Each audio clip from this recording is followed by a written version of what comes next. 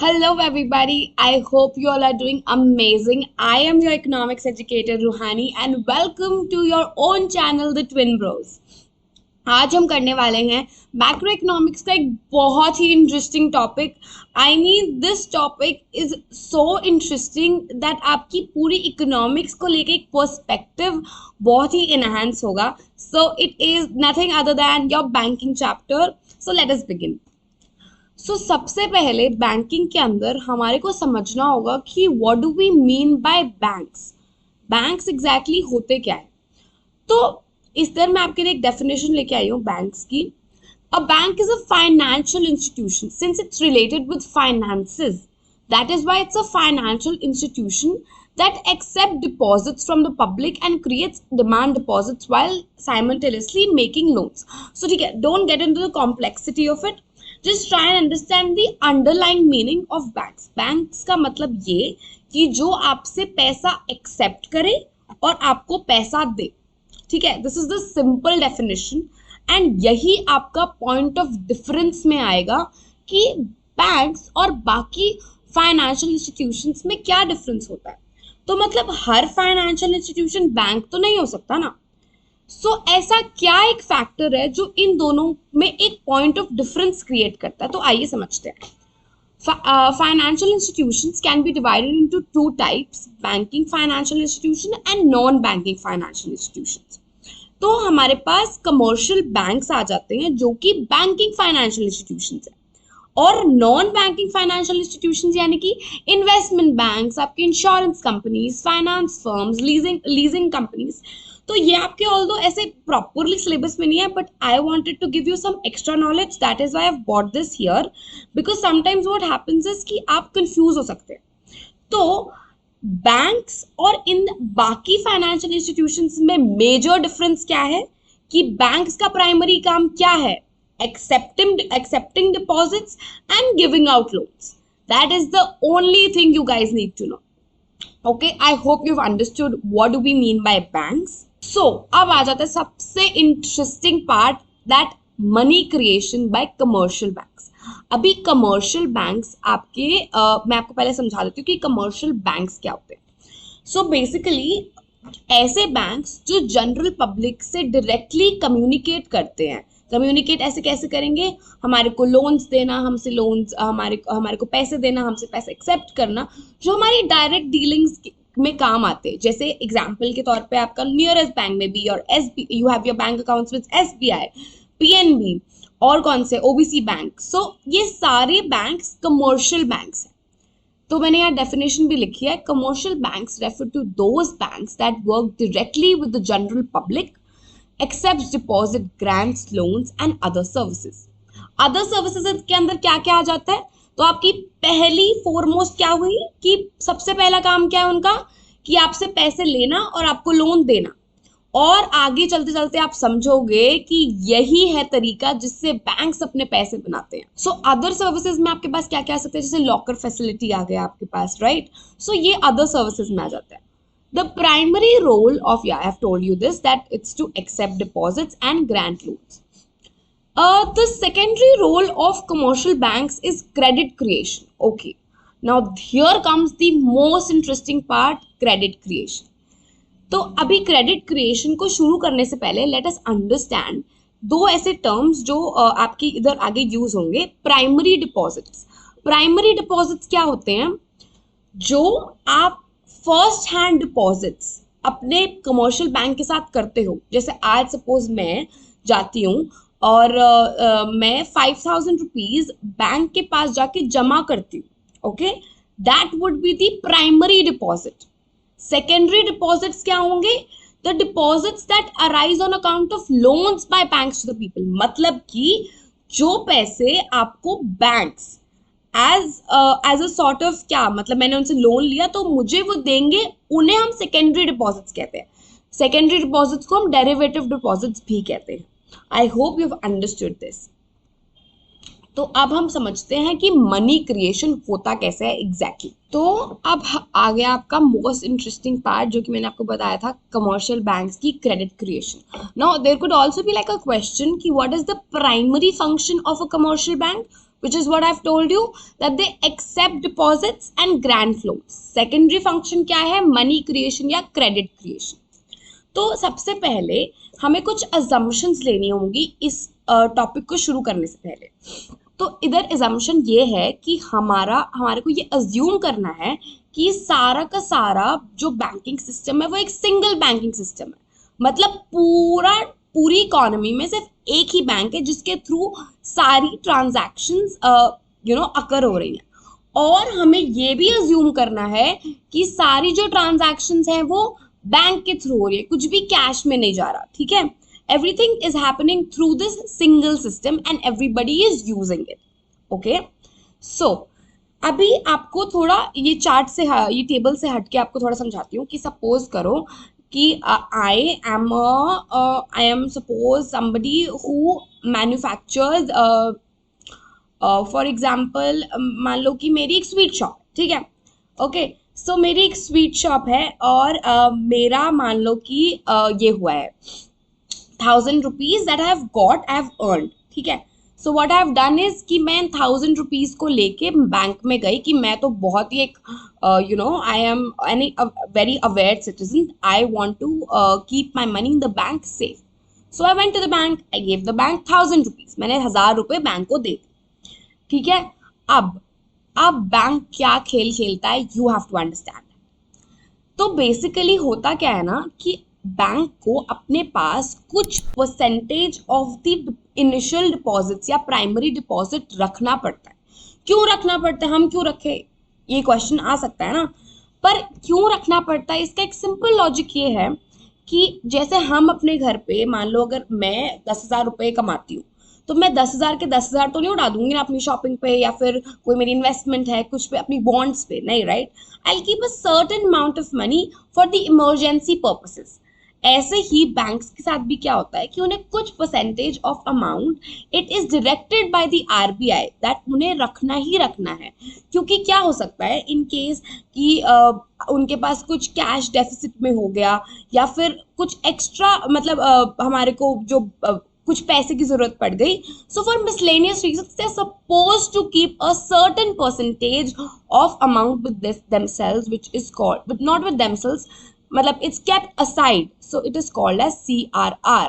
CRR मतलब cash reserve ratio.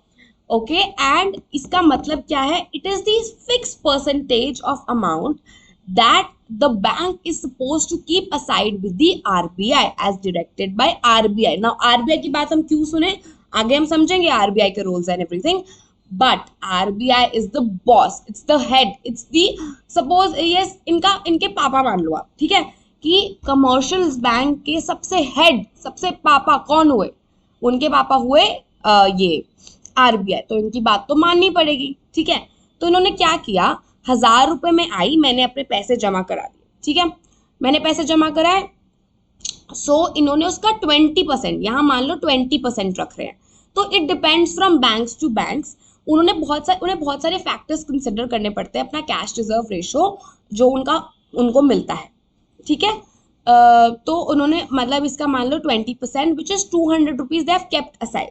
ना उनके पास एक्सेस में कितना रहा, 800 रुपीज. ठीक है, अब इस 800 को इनको ये लोन्स दे सकते हैं.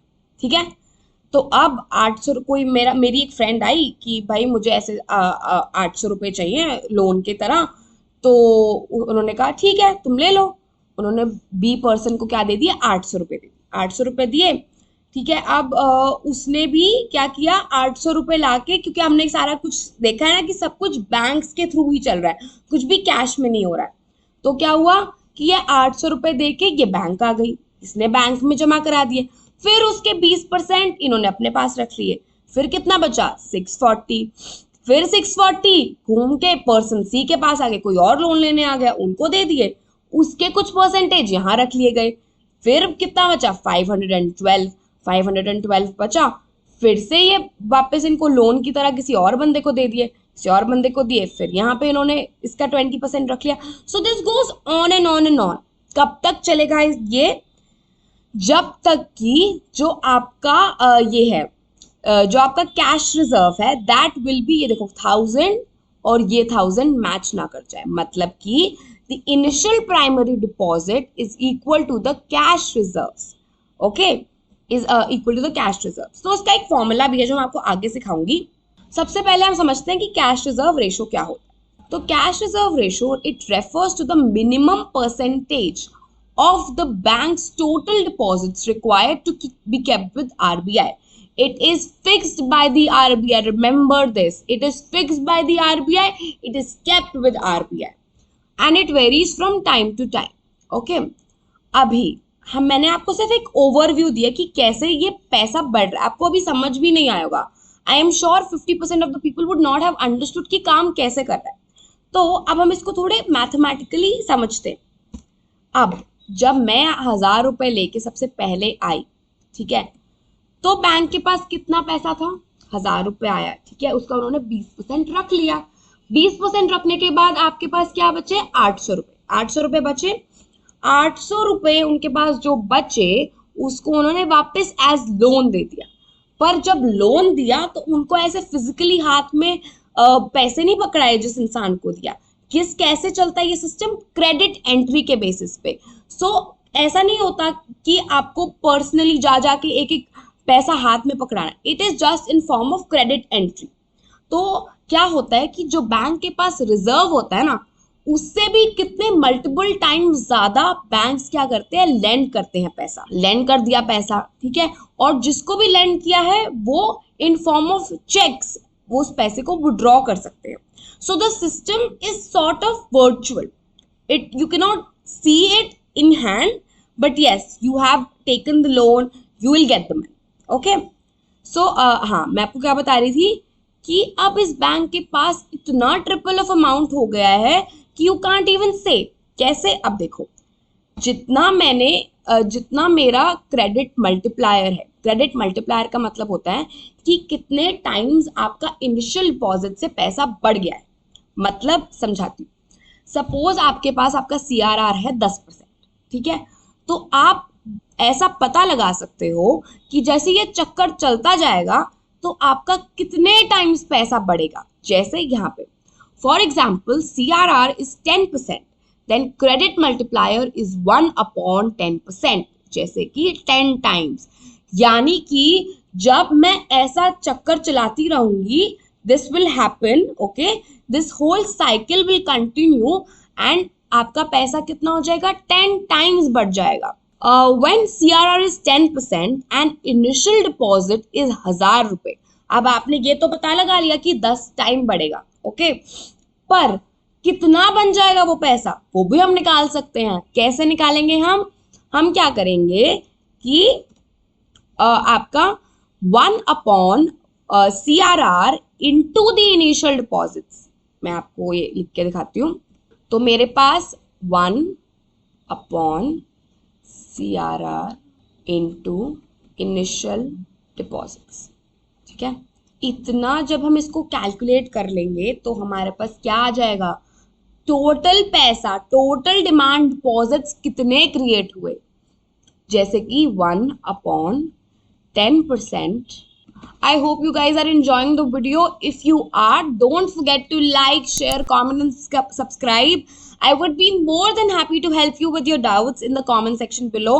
तो जल्दी जल्दी comment करो, कोई भी डाउट है मैं उसको रिप्लाई कर रही होगी। इनटू इनिशियल डिपॉजिट्स कितने हुए आपके? इनिशियल डिपॉजिट्स हुए 1000 रुपए। हमारे 1000 रुपए हमने सबसे पहले मैंने जाके कितने डिपॉजिट करे थे? 1000 रुपए, ठीक है। तो ये जब मैं कैलकुलेट करूंगी तो मेरे पास कितना आ जाएगा? मेरे पास आ जाएगा 1/, मैं इसको एकदम स्क्रैच से करके दिखा रही हूँ ताकि आपको समझ आ जाए। 1/10 100 इंटू 1000, ठीक है। कटा के आपके पास आ गया 10000। 10,000 रुपए। आपके 1000 रुपए से आपके कितने पैसे क्रिएट हो गए? 10,000। Can you guys imagine? मतलब मेरे 1000 रुपए जमा कराने से बैंक ने 10,000 रुपए क्रिएट कर लिए। हम इससे एक चीज ऑब्जर्व क्या कर सकते हैं?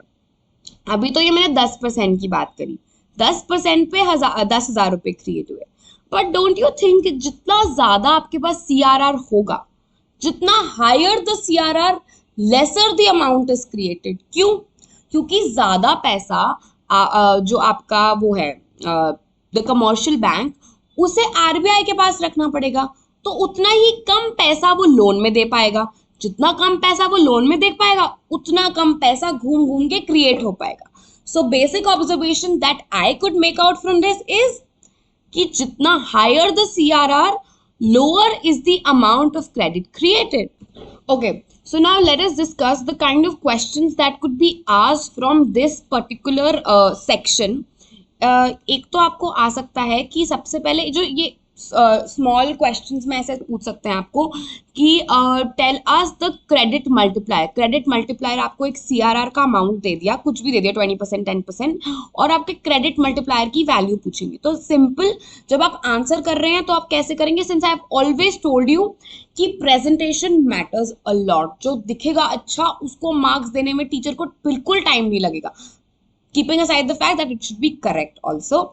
ठीक है, सो क्रेडिट मल्टीप्लायर आपने ऐसे लिखना है, उसके आगे आपने इसका पहले सबसे पहले बॉक्स में फॉर्मूला लिख दो। ठीक है, सपोज मैं आपको एक क्वेश्चन दे रही हूँ कि आपका CRR है 20%, tell me the credit multiplier. Credit multiplier will always be in what unit? In number of times. ठीक है, कैसे? जैसे हमने ये वाला निकाला था ना, 1/10, दिस 1/10%, 10 टाइम्स आया था ना, तो ऐसे ही करना है आपने भी। ठीक है, उसके बाद आपने नीचे सॉल्व करना है। तो सबसे पहले आप क्या लिखोगे? फॉर्मूला लिखा, उसके बाद आपने पूरी कैलकुलेशन करके दिखाई, लास्ट में आंसर को बॉक्स में लिख दिया, राइट? सो आप लोग नीचे मुझे कमेंट सेक्शन में बताओगे कि 15% का क्रेडिट मल्टीप्लायर क्या निकलेगा। If your CRR is 15%, what will be the credit multiplier? और उसके बाद second question, this is the first kind of numerical sort of a question जो आपसे पूछा जा सकता है। The second question could be, अगर आपके इनिशियल डिपॉजिट्स इतने हैं and your CRR is this, tell us the total demand deposits created. Bank ने कितना टोटल डिमांड डिपॉजिट क्रिएट किया? कुछ नहीं करना, right this formula 1/CRR into initial deposits. ठीक है, और उसके बाद उसको सॉल्व कर दो, सिंपल, आंसर को लास्ट में बॉक्स में डालना। ठीक है, तो आप मुझे बताओगे कमेंट सेक्शन में नीचे, CRR इज इक्वल टू 15%, जिसका हमने पहले क्रेडिट मल्टीप्लायर निकाला, और इनिशियल डिपॉजिट्स है मान लो 1000 rupees, what would be the total demand deposits created? अब हम आ गए हैं बॉस के पास। बॉस यानी कौन? The central bank. So central bank हमारी कंट्री का एक बहुत ही वाइटल पार्ट है, क्योंकि जो भी आपकी फाइनेंशियल पॉलिसीज जो आपकी होती है ना, वो बैंक, सेंट्रल बैंक के थ्रू होती हैं। तो सेंट्रल बैंक क्या है exactly? Central bank is the apex bank that controls the entire banking system in the country. जो सबसे ऊपर का बैंक है, सबसे हेड बैंक है, जो हर चीज हमारे बैंकिंग सिस्टम में कंट्रोल करता है, उसे हम कहते हैं central bank. So the reserve bank of India is our central bank, okay, and it was established on the 1st of April on 1935. So इसके बहुत सारे functions हैं, like बहुत ज़्यादा, और ये हमारे, सपोज कर सकते हो, हमारी बैंकिंग सिस्टम का एक बैकबोन है, जिसके बिना हम अपना बैंकिंग सिस्टम, हमारी इकोनॉमी को एक प्रॉपर पर्सपेक्टिव में इमेजिन भी नहीं कर पाएंगे। So first function of the central bank. So now you could be asked about the functions of the central bank. So first of all, for the intro, write this, ठीक है, apex bank in the banking system and the entire everything, ठीक है, ये चीज लिखोगे तो थोड़ा आपका आंसर फिर से स्ट्रक्चर्ड लगेगा। सबसे पहला क्या है? Bank of issue. Central bank of a country has the soul authority, monopoly authority, मतलब सिर्फ एक ही की अथॉरिटी, एक ही के पास है मोनोपोली राइट, एक ही है वो इंसान जिसके पास ये सारी राइट्स है, ऑफ इशूइंग नोट्स। ठीक है, हमने लास्ट चैप्टर में भी पढ़ा था ना, मनी में। This is called the currency authority function of the central bank. The notes issued by central bank are of unlimited legal tender. मतलब कि हमारा जो RBI है, उसके पास ये राइट है कि वो हमारी नोट्स को इशू करे। सेकेंड फंक्शन क्या है? Banker to the government. Now like we, हमारे पास जो कमर्शियल बैंक है वो हमारे बैंकर है, राइट? हमारे लिए वो सब करते हैं, बिल्कुल वैसे ही बैंकर टू द गवर्नमेंट कौन हुआ? RBI. Central bank is a banker, agent and a financial advisor to the government. As a banker, it manages the accounts of the government. मतलब जो गवर्नमेंट के सारे अकाउंट होते हैं वो कौन मैनेज करता है? वो मैनेज करता है RBI. As an agent, it buys and sells the securities on behalf of the government. As an advisor, it frames policies to regulate the money market. So ठीक है, if you guys are taking screenshots, मतलब आप ले सकते हो. This would be more than enough to write because आपको सारे functions को थोड़ा थोड़ा explain करना होगा. Okay, next is bankers bank and supervisory rule. So अब यहाँ पे आता है bankers bank, यानी कि जो रिलेशन हमारे बैंक के साथ होता है, मतलब जनरल पब्लिक का कमर्शियल बैंक के साथ होता है, वही रिलेशन हमारे आरबीआई बैंक्स का यानी कि कमर्शियल बैंक्स का किसके साथ होता है? आरबीआई के साथ. मतलब ये हुई जनरल पब्लिक. ठीक है, जनरल पब्लिक का रिलेशन कमर्शियल बैंक्स के साथ, और कमर्शियल बैंक्स का वही रिलेशन किसके साथ हुआ? आरबीआई के साथ. ठीक है, वही सेम काम जो सेंट्रल बैंक हमारे लिए करता है वही काम आरबीआई सेंट्रल बैंक के लिए करता है.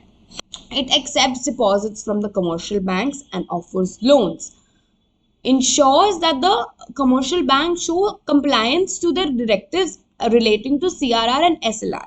Okay, so it is also like a supervisor. So आपको मैंने पिछले उसमें भी बताया था कि जो हमारी यहाँ पे ट्रेड साइकिल्स बहुत चलती हैं, राइट? कभी इन्फ्लेशन होती है, कभी डिफ्लेशन होती है, कभी रिसेशन होता है, कभी कुछ होता है. तो इसीलिए आरबीआई हर टाइम को देखते हुए अलग अलग CRR और SLR डिसाइड करता है. तो ये भी इंश्योर करना जरूरी है कि जो मैं रूल्स बना रहा हूँ, जो आरबीआई रूल्स बना रहा है, क्या वो कमर्शियल बैंक फॉलो भी कर रहा है कि नहीं, ये भी इंश्योर कौन करता है? RBI. And it also performs the clearing house function. Clearing house function हम आगे पढ़ेंगे. Lender of the last resort. अभी आपको एक ऐसे बहुत फन वे में समझाती हूँ कि एग्जैक्टली इसका ये काम क्या है. सपोज करो आपको 1000 रुपीज चाहिए. ठीक है, सबसे पहले अब आपको लग रहा है कि यार मैं किससे मांगूं. सबसे पहले आप गए अपने फ्रेंड के पास, आपने कहा कि यार मुझे 1000 रुपये दे दे प्लीज़. वो कहेगा मेरे पास नहीं है. उसके बाद आप गए अपने एक और फ्रेंड के पास, उसको कहा यार प्लीज़ दे दे, मैंने भी तो तुझे लास्ट टाइम दिए थे. लाइक यार मेरे पास सही में नहीं है. लाइक ठीक है यार, ओके. उसके बाद आप गए अपने भाई के पास, आपके भाई को बोला प्लीज़ दे दे पैसे, मेरे को बहुत ज़रूरत है. तो he'll be like यार मेरे पास तो खुद ही नहीं है, मेरे खर्च हो गए. ठीक है, उसके बाद अपनी बहन के पास गए, अपनी मम्मी के पास गए, किसी के पास नहीं है. Suppose it's like an hypothetical example. Last resort कौन बचता है आपके पास? कौन है वो लास्ट बंदा जिनके पास आप जाओगे और अपना पैसा अपने जो भी आपको पैसे चाहिए आप लेके आओ? It is your dad, right?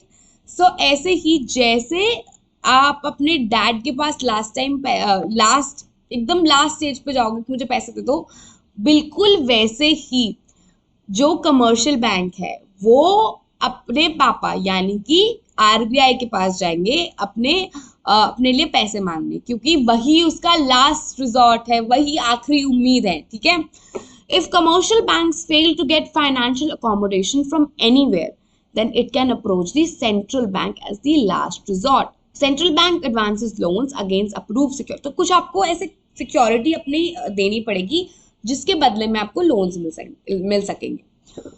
By offering loans. अब यार आप समझोगे कि जो ये आरबीआई है ये क्यों लोन देगा जब इसे कहीं से लोन नहीं मिला कमर्शियल बैंक. ऐसा जरूरी है क्योंकि हमारे पेरेंट्स भी हमारे को पैसे कुछ सोच समझ के देते हैं ना. आपको कुछ जरूरत थी इसलिए आपके पापा आपको पैसे देंगे. ऐसे ही कुछ यही सोच के जो आरबीआई वो पैसे दे रहा है, जैसे क्या सोच रहा है ये, stability of the money market is insured.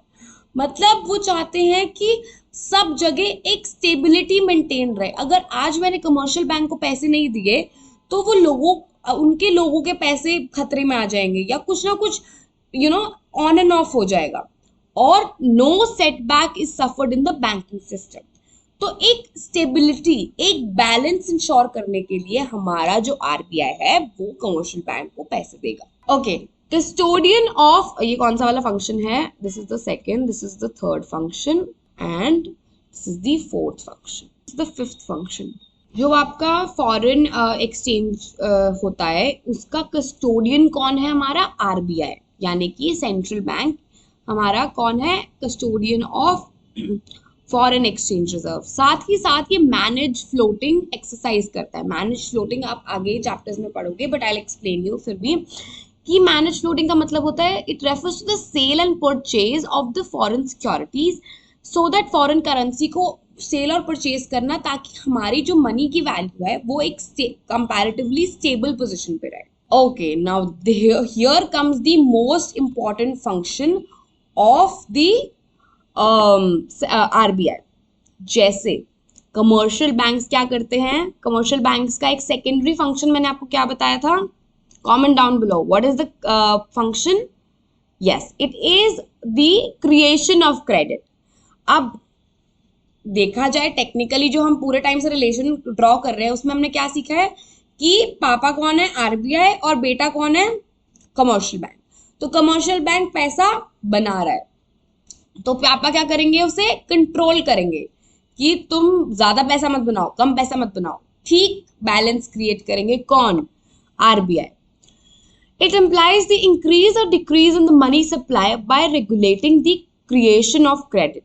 So जो रेगुलेशन है वो कौन करता है? आपका RBI. It is needed to keep the inflation and deflation under control.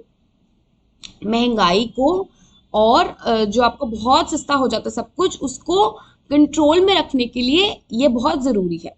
During inflation, money supply is reduced and during deflation, money supply is increased. So basically inflation के time पे क्या होता है कि लोगों के पास सिंस मनी सप्लाई इतनी बढ़ जाती है कि सब चीजें इतनी महंगी हो जाती है। सो बेसिकली इन्फ्लेशन में क्या होता है कि लोगों के पास मनी सप्लाई बढ़ गई। मनी सप्लाई बढ़ने से क्या हुआ कि सब लोग सब चीजें डिमांड करनी शुरू होगी। अब डिमांड की आपको पता है वो पॉलिसी क्या होती है कि डिमांड इतनी ज्यादा होगी कि उसका प्राइस बढ़ जाता है चीजों का, है ना? तो प्राइस बढ़ गया तो बहुत ज्यादा महंगाई आ गई, तो उस टाइम पे हमारे को पैसा खींचना होता है, हमें मनी सप्लाई खींचनी होती है, राइट? और similarly the opposite happens during the deflation. हमारे को उस टाइम पे पैसा इंक्रीज करना होता है, मनी सप्लाई को इंक्रीज करना होता है। So this is like an extra information. During inflation we follow the dear money policy, और ड्यूरिंग डिफ्लेशन जो मनी पॉलिसी फॉलो होती है उसे हम बोलते हैं चीप मनी पॉलिसी। अब there are two methods of credit control, one is the quantitative method, one is the qualitative method. Credit control के क्वांटिटेटिव मेजर्स के अंदर आपके पास the following things are listed below: cash reserve ratio, statutory liquidity ratio, open market operations, bank rate, repo rate, reverse repo rate, marginal standing facility. This is not in your syllabus. Okay, so let's ignore this for now. Then qualitative measures में आपके पास आता है credit rationing, margin requirements, moral suasion. सबसे पहले हम पढ़ते हैं bank rate. So bank rate के बारे में बात करने से पहले when I was telling you about quantitative measures और क्वालिटेटिव मेजर्स, क्वांटिटेटिव मेजर्स क्या होते हैं? जो आपके ओवरऑल मनी सप्लाई को कंट्रोल करने के बारे में बात करते हैं, और क्वालिटेटिव मेजर्स होते हैं जो सिलेक्ट सेक्टर्स, कुछ सिलेक्ट सेक्टर्स यानी कि कुछ पर्टिकुलर सेक्टर्स में कैसे पैसा कम किया जाए उसके बारे में बात करते हैं। तो अब बैंक रेट के ऊपर चलते हैं। बैंक रेट का मतलब क्या होता है? It is the rate of interest at which RBI lends money to the commercial banks. It relates to the instant loan requirement. It is a long term basis. मतलब कि जो रेट ऑफ इंटरेस्ट पे RBI money lend करती है किसको? Commercial banks को, for long term basis, it is called as bank rate. अब आप पूछोगे कि इसको कैसे कैसे कंट्रोल करते हैं ये? सो क्या होता है कि जब इन्फ्लेशन है, तो मैंने आपको बताया हमें मनी सप्लाई क्या करनी होती है? खींचनी होती है, कम करनी होती है। तो हम क्या करेंगे? बैंक रेट को क्या कर देंगे? इंक्रीज कर देंगे। जब हम बैंक रेट को इंक्रीज कर देंगे तो कमर्शियल बैंक्स ऑब्वियसली कम पैसा लोन पे उठाएंगे, राइट? और इसी टाइम पे क्या होगा कि जो आपका मार्केट रेट ऑफ इंटरेस्ट है वो भी बढ़ जाएगा। जब मार्केट रेट ऑफ इंटरेस्ट बढ़ेगा, जिस रेट पे हम लोग कमर्शियल बैंक से पैसा लेंड करेंगे, तो उससे क्या होगा? कॉस्ट ऑफ कैपिटल राइज होगी और फिर क्रेडिट की डिमांड क्या हो जाएगी, कम हो जाएगी एंड मनी सप्लाई हो जाएगा कम और इन्फ्लेशन क्या हो जाएगी, curb. The opposite happens in the deflation, मतलब हमने क्या करना है, इन्फ्लेशन के टाइम पे पैसे को क्या करना है, आपने कम करना है। आप क्या करोगे, बैंक रेट को बढ़ा दो, बैंक रेट को आपने बढ़ा दिया, बैंक रेट को बढ़ाया तो मार्केट रेट ऑफ इंटरेस्ट भी बढ़ गया, कॉस्ट ऑफ कैपिटल बढ़ गई, सब कुछ बढ़ता गया, उससे क्या हो गया, फिर पैसा कम कम कम होता गया, मनी सप्लाई डिक्रीज होती गई, तो और इन्फ्लेशन क्या हो गई, कर्ब हो गई। Next is open market operation. Open market operations का मतलब क्या होता है, sale and purchase of securities by RBI on behalf of the government. So we did study that as there was a role in the of the RBI कि वो जो government की securities है कौन हैंडल करता है, आरबीआई। तो अब क्या होता है कि ड्यूरिंग इन्फ्लेशन क्या करना है, हमारे को लिक्विडिटी सोक करनी है ना मार्केट से, तो हम क्या करेंगे, सिक्योरिटीज को बेच देंगे। बेचेंगे तो क्या, सिक्योरिटीज लोगों की हो गई और पैसा क्या हो गया हमारा, मतलब पैसा इधर आ गया और सिक्योरिटी उधर चली गई। तो जब सोक कर लिया तो लिक्विडिटी क्या हो गई, कम हो गई। और ऐसे ही जब हम डिफ्लेशन की बात करते हैं तो हमने क्या किया कि हमने जो आरबीआई है, आरबीआई ने सिक्योरिटीज परचेज करी, जब परचेज करी तो वो पैसा उस तरफ जाएगा, जनरल पब्लिक के पास जाएगा, उससे क्या होगा, मनी सप्लाई बढ़ेगा ड्यूरिंग डिफ्लेशन और हमारी डिफ्लेशन क्या आ जाएगी, कंट्रोल में आ जाएगी। Next is repo rate. Repo rate is the rate at which RBI offer loans for the short period of time, मतलब इंटरेस्ट रेट जिसके ऊपर शॉर्ट पीरियड ऑफ टाइम के लिए लोन दिया जाता है to the commercial banks. It is also known as the repurchase rate. क्यों कहा जाता है इसे रीपर्चेज रेट, आइए समझते हैं। Because a repurchase rate is signed between the two parties stating that the securities will be repurchased by the commercial banks on given date and given predetermined time. मतलब क्या होगा कि एक रीपर्चेज का agreement बना लिया गया है शॉर्ट पीरियड ऑफ टाइम के लिए, ठीक है। एक आपकी repurchase rate is sine between the two parties, दो पार्टीज जो है उन्होंने सिक्योरिटी के बेसिस पे आपको लोन मिला, आपने कहा कि आप इस सिक्योरिटी को इस डेट पे इस टाइम पे ले लोगे, इसीलिए इसको शॉर्ट पीरियड के लिए किया जाता है। अब आप मुझे कमेंट सेक्शन में बताओगे कि हम ड्यूरिंग डिफ्लेशन हम क्या करेंगे, क्या रेपो रेट को बढ़ाएंगे, क्या उसे कम करेंगे, और डिफ्लेशन के टाइम पे हम क्या करेंगे, रिवर्स रेपो रेट। अब रिवर्स रेपो रेट क्या होता है, the rate at which RBI accepts deposits from the commercial banks. तो आप इसको अगर टेक्निकली समझो तो आप कह सकते हो अगर आरबीआई पैसे एक्सेप्ट कर रहा है, मतलब कहीं ना कहीं, मतलब इसको समझने के लिए आप ऐसा कह सकते हो कि कमर्शियल बैंक आरबीआई को लोन दे रहा है, तभी तो पैसा आरबीआई के पास गया। Sign by both party stating that the securities will be repurchase on a, इसमें भी ऐसा ही होता है, रेपो रेट है ना, तो गिवन डेट गिवन टाइम पे हम इन सिक्योरिटीज को रीपर्चेज कर लेंगे। अच्छा, it helps the commercial banks to generate interest income, क्योंकि वो सब एक समझने के लिए हमने क्या समझा कि जो आपका आरबीआई है वो पैसे ले रहा है किससे, कमर्शियल बैंक से, तो इंटरेस्ट तो देना पड़ेगा ना लोन पे, तो लोन का इंटरेस्ट किसका हुआ, कमर्शियल बैंक का पैसा बनाने का तरीका हो गया। मतलब कहीं ना कहीं से देखो बैंक्स हर जगह से पैसे कमाने की अपनी टेक्निक्स ढूंढ लेते हैं। ओके, अब डिफ्लेशन के टाइम पे there is a fall in RRR मतलब कि रिवर्स रेपो रेट, और इन्फ्लेशन के टाइम पे there is a rise in reverse repo rate. क्यों, इन्फ्लेशन के टाइम पे क्या किया हमने, पैसा और ज्यादा पैसा उनको देना शुरू कर दिया, किसको, आरबीआई को, तो हमारे को ज्यादा इंटरेस्टिंग ये मतलब कमर्शियल बैंक्स को। और fall in reverse repo rate, fall कब होता है, डिफ्लेशन के। नेक्स्ट इज सीआरआर, हमने पढ़ा था कि the percentage of banks total deposits that are supposed to be kept with RBI. Inflation के टाइम पे हम सीआरआर को क्या कर देंगे, इंक्रीज कर देंगे, और उससे क्या होगा, बैंक्स कम पैसा बना पाएंगे और मनी जो आपकी क्रेडिट देने की कैपेसिटी भी कम हो जाएगी, और उसके बाद क्या होगा, आपकी इन्फ्लेशन कर्ब हो जाएगी। ऐसे ही डिफ्लेशन के टाइम पे हम सीआरआर को क्या कर देते हैं, कम कर देते हैं, मतलब आरबीआई क्या कर देती है, कम कर देती है। उससे क्या होता है कि और पैसा बन पाता है और पैसा लोगों तक पहुंच पाता है और उनके हाथ में मनी सप्लाई बढ़ जाती है। SLR, it refers to the fixed percentage of assets in form of cash, gold and unencumbered securities that every bank is supposed to maintain.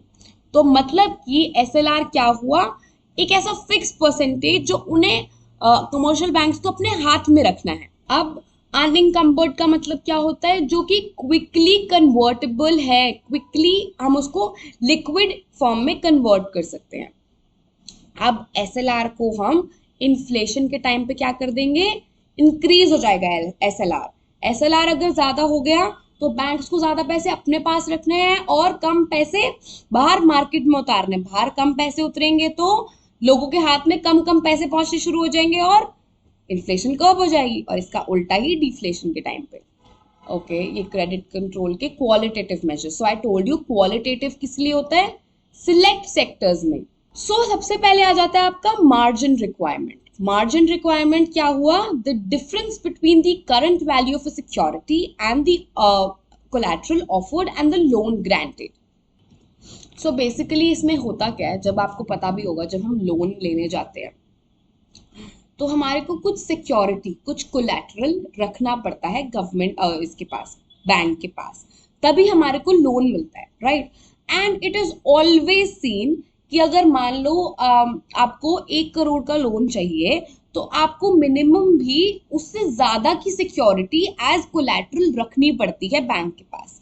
ऐसा क्यों होता है, ताकि in case there is a default in the loan, अगर आप नहीं भर पाते हो तो बैंक जो है अपना उसको नुकसान ना हो और हमारा बैंकिंग सिस्टम इंटैक्ट रहे। तो क्या होता है कि मान लो अगर मुझे 1 लाख का लोन चाहिए तो जो बैंक है मुझसे कम से कम मान लो 1.5 लाख की सिक्योरिटी मांग रहा है, ठीक है। तो वो क्या होता है, उसका बीच का डिफरेंस क्या होता है, मतलब 1 लाख 1.5 माइनस 1 लाख, सो वो 50,000 क्या हुआ, margin requirement.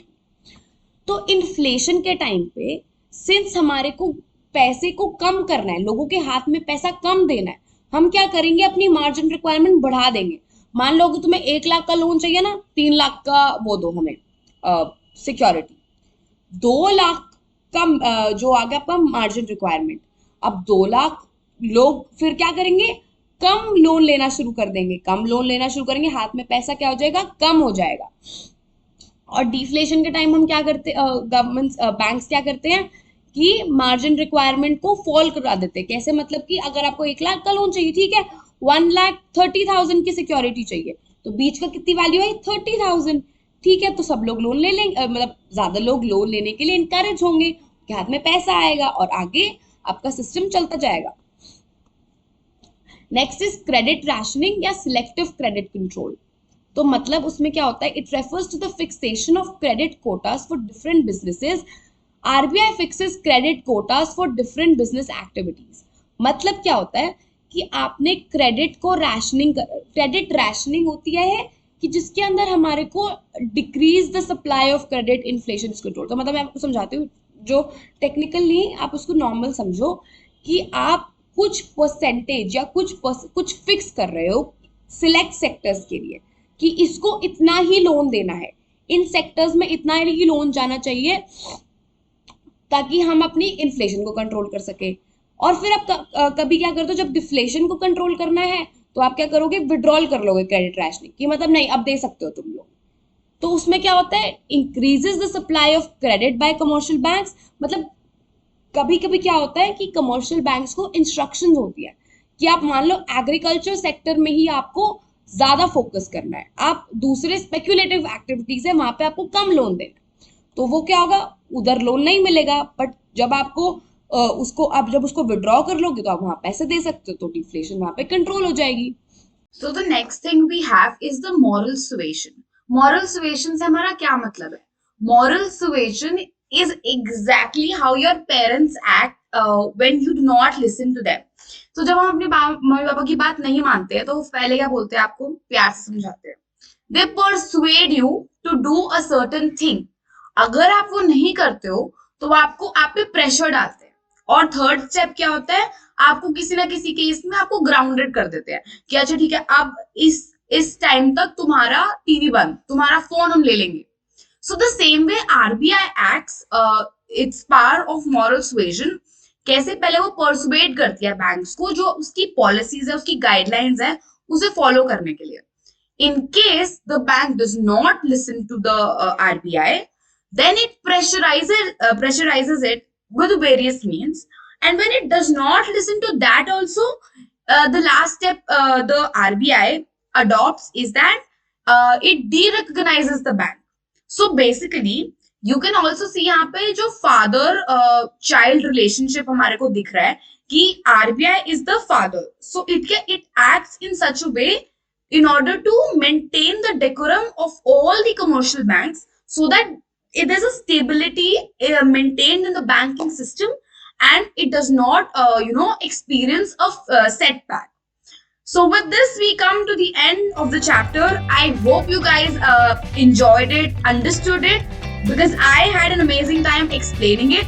If you have any other doubts, feel free to write down in the comments below. साथ साथ हमारे चैनल को सब्सक्राइब करिए, लाइक करिए, कमेंट करिए, शेयर करिए, and keep learning. I'll see you next time. Bye bye.